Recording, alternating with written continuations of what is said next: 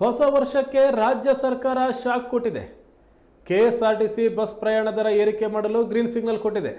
ಹೌದು, ಕರ್ನಾಟಕ ರಾಜ್ಯ ರಸ್ತೆ ಸಾರಿಗೆ ಸಂಸ್ಥೆ ಮತ್ತು ಬೆಂಗಳೂರು ಮಹಾನಗರ ಸಾರಿಗೆ ಸಂಸ್ಥೆ ಸೇರಿದಂತೆ 4 ನಿಗಮಗಳ ಬಸ್ ಪ್ರಯಾಣ ದರವನ್ನು ಶೇಕಡ 15ರಷ್ಟು ಹೆಚ್ಚು ಮಾಡಲು ಗುರುವಾರ ಸಂಪುಟ ಸಭೆ ಒಪ್ಪಿಗೆ ನೀಡಿದೆ.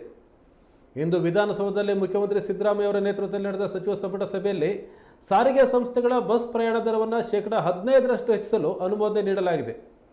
ಬಿಎಂಟಿಸಿ, ಕೆಎಸ್ಆರ್ಟಿಸಿ, ಕೆಡಬ್ಲ್ಯೂಕೆಆರ್ಟಿಸಿ, ಕೆಕೆಆರ್ಟಿಸಿ ಸೇರಿದಂತೆ 4 ಸಾರಿಗೆ ನಿಗಮಗಳು ಈ ಹಿಂದೆ ಶೇಕಡ 40ರಷ್ಟು ದರ ಏರಿಕೆಗೆ ಪ್ರಸ್ತಾವನೆ ಸಲ್ಲಿಸಿದ್ದು. ಡೀಸೆಲ್ ಬೆಲೆ ಏರಿಕೆಯನ್ನು ಗಮನಿಸಿ ಈ ನಿರ್ಧಾರ ಕೈಗೊಳ್ಳಲಾಗಿದ್ದು, ಸಚಿವ ಸಂಪುಟ ಸಭೆ ಬಳಿಕ ಸರ್ಕಾರ ಅಧಿಕೃತವಾಗಿ ಘೋಷಿಸಲಿದೆ.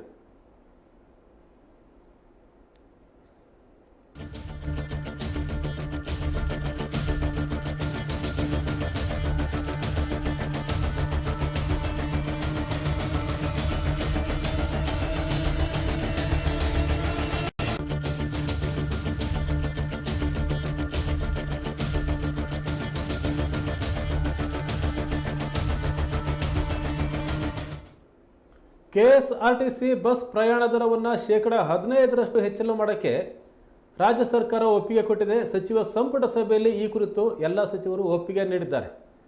ಮುಖ್ಯಮಂತ್ರಿ ಸಿದ್ದರಾಮಯ್ಯ ಅವರ ನೇತೃತ್ವದಲ್ಲಿ ವಿಧಾನಸೌಧದಲ್ಲಿ ನಡೆದಂಥ ಸಂಪುಟ ಸಭೆಯಲ್ಲಿ ಈ ತೀರ್ಮಾನ ಮಾಡಲಾಗಿದೆ. ರಾಜ್ಯದ 4 ಸಾರಿಗೆ ಸಂಸ್ಥೆ ನಿಗಮಗಳು ಶೇಕಡ 40ರಷ್ಟು ದರ ಹೆಚ್ಚಳ ಮಾಡುವಂತೆ ಪ್ರಸ್ತಾವನೆಯನ್ನು ಸಲ್ಲಿಸಿದ್ದು.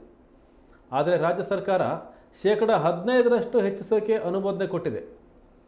ಡೀಸೆಲ್ ದರ ಹೆಚ್ಚಳ ಆಗಿರೋದು, ಬಿಡಿ ಭಾಗಗಳ ದರ ಹೆಚ್ಚಳ ಆಗಿರೋದು, ಈ ರೀತಿ ಹಲವು ಕಾರಣಗಳಿಂದಾಗಿ ಈ ನಿಗಮಗಳು ದರ ಹೆಚ್ಚಳಕ್ಕೆ ಪ್ರಸ್ತಾವನೆಯನ್ನು ಸಲ್ಲಿಸಿದ್ದು. ಈಗ ರಾಜ್ಯ ಸರ್ಕಾರವೂ ಸಹ ಒಪ್ಪಿಗೆ ಕೊಟ್ಟಿದೆ. ಶೇಕಡ 15ರಷ್ಟು ಹೆಚ್ಚಳ ಆಗ್ತಾ ಇದೆ.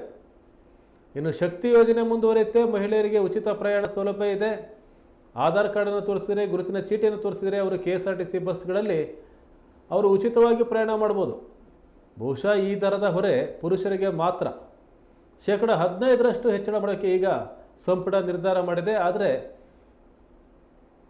ಯಾವುದೇ ದರ ಏರಿಕೆ ಅಂತಂದರೆ ಅದರ ಹೊರೆ ಬೀಳೋದು ಬಡ ಮತ್ತು ಮಧ್ಯಮ ವರ್ಗದ ಜನರಿಗೆ. ಈ ಶೇಕಡ 15ರ ಹೊರೆ ಮತ್ತೆ ಅವ್ರ ಮೇಲೇ ಬಿದ್ದಿದೆ. ಮತ್ತು ರಾಜ್ಯ ಸರ್ಕಾರದ ಈ ಶಾಕನ್ನು ಬಡ ಮತ್ತು ಮಧ್ಯಮ ವರ್ಗದವರೇ ಅನುಭವಿಸಬೇಕಾಗಿದೆ.